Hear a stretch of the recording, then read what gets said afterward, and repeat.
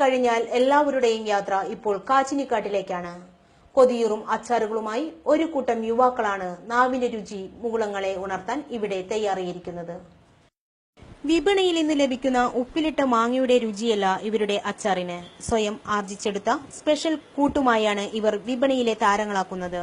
തമാശയ്ക്ക് വേണ്ടി തുടങ്ങിയ ഈ സംരംഭം ഇപ്പോൾ ദിനേന 1.5 ലക്ഷത്തോളം രൂപയാണ് ഇവരുടെ പോക്കറ്റുകളിലേക്ക് എത്തിക്കുന്നത്. നമ്മുടെ ഇവിടുത്തെ നേതാവ് അവൻ തുടങ്ങിയതാണത്. അങ്ങനെ വെറുതെ ഇരുന്നപ്പോൾ ജസ്റ്റ് ഇതേപോലെ മാങ്ങ വരച്ചിട്ട് അതിൽ കുറച്ച് മസാല ഒക്കെ ഇട്ടിട്ട് ഒരാൾക്ക് കൊടുത്തു. അപ്പോൾ എരിവ് പോരാറിഞ്ഞപ്പോൾ മണി അറിഞ്ഞൊരു ആളുണ്ട് ഇവിടുത്തെ. അപ്പോൾ ഒന്നും കൂടി ഉഷാറാക്കി മസാലയൊക്കെ കൂട്ടി അതിന് കൂട്ടിപ്പോൾ പറയണില്ല, കൊടുത്തിട്ട് കൊടുത്തപ്പോൾ നല്ല എരിവുണ്ട്, നല്ല ടേസ്റ്റിയാണ്. അങ്ങനെയാണത് സ്റ്റാർട്ടായത്. അങ്ങനെ പിന്നെ അത് ഫേമസ് ആയി. ഇത് കഴിക്കാനായിട്ട് നല്ല നോമ്പിനാണ് ഇത് ഉണ്ടാവല്. നോമ്പ് തുറന്നതിന് ശേഷം ഇവിടെ 3 സ്റ്റാളായിട്ടുണ്ട്. അവിടെ മനാർ സ്കൂളിൻ്റെ അവിടെ 2ഉം ഇവിടെ 1. ഏകദേശം ഒരു 10-15,000 റുപ്യാണ് ബിസിനസ് ഒരു ഡെയിലി നടക്കും. പുറത്തുനിന്ന് ഏകദേശം അരീക്കോട് അതേപോലെ മണ്ണാർക്കാട് ഏരിയയിൽ നിന്ന് വരെ ഇതിനായിട്ട് ആൾക്കാർ വരുന്നുണ്ട് അവിടെ. ഇതാണ് 420 പറഞ്ഞാൽ ഇതിൻ്റെ ഇവിടുത്തെ സ്പെഷ്യൽ. ഇത് എവിടെയും കിട്ടൂല.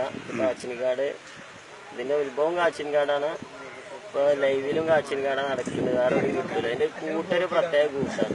അത് ആർക്കും അറിയില്ല, അവിടെ ഉള്ളവർക്ക് തന്നെ അറിയുള്ളൂ. മാങ്ങ, നെല്ലിക്ക, ക്യാരറ്റ്, ബീട്രൂട്ട്, വലിയ മുളക്, കക്കരിക്ക, മുഷിക്കൽ തുടങ്ങി വിവിധയിനം അച്ചാറുകളാണ് ഇവർ സമ്മാനിക്കുന്നത്. ഇതോടൊപ്പം തന്നെ മാങ്ങയുടെ സ്പെഷ്യലായ 420 സ്വദേശത്തും അയൽദേശത്തും ആവശ്യക്കാർ തേടിയെത്തുന്നത്. കാച്ചിനിക്കാട് പ്രദേശത്ത് 3 സ്റ്റാളുകളാണ് ഇവർ ഒരുക്കിയിട്ടുള്ളത്. നോമ്പുതുറ കഴിയുന്നതോടെ ഈ സ്റ്റാളുകൾ സജീവമാകും. പിന്നീട് പാതിര വരെ കാച്ചിനിക്കാടിന്റെ ഈ കൂട്ട് നാവിൽ രുചിക്കുന്നവരായിരിക്കും വഴിനീളെ.